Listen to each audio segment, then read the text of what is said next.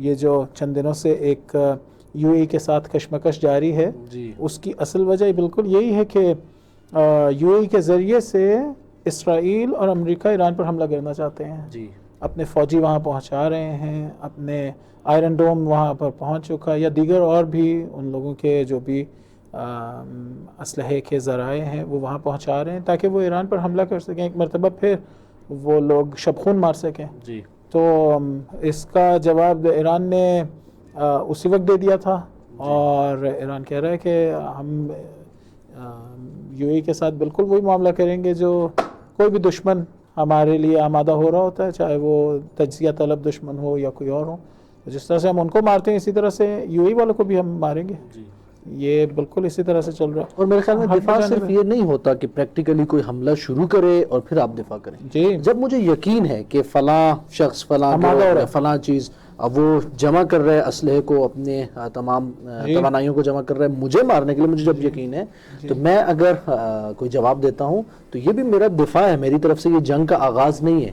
میرے خیال میں ایران کو یقین ہے، ابھی تو ان کے آفیشلز یہ کہنا شروع ہو چکے ہیں کہ جیسے آپ نے بھی ابھی فرمایا کہ یو اے ای کے ساتھ ہمارا ابھی جو معاملہ ہے وہی دشمن والا معاملہ ہے. انہوں نے بہت زیادہ صبر کیا. رہبر شہید نے بھی فرمایا تھا کہ دیکھیں اس نے لوگوں نے اسلام کے ساتھ خیانت کی اور غداری کی ہے. یہ دیکھ رہے تھے کہ ہمارے قریب یہ ایک جو ہے وہ ہر لحاظ سے اڈا بن رہا ہے، اقتصادی لحاظ سے بھی اور فوجی اڈے بھی اور دفاعی لحاظ سے بھی، جو خطرہ تھا ایران کے لیے. لیکن وہی جو ہے وہ امت مسلمہ کی جو وحدت ہے یا ایک مسلمان ملک ظاہری لحاظ سے اس میں صبر کیا. لیکن بالآخر کب تک صبر ہوگا؟ ان کے رہبر کو شہید کیا گیا، ان کے بچوں کو شہید کیا گیا.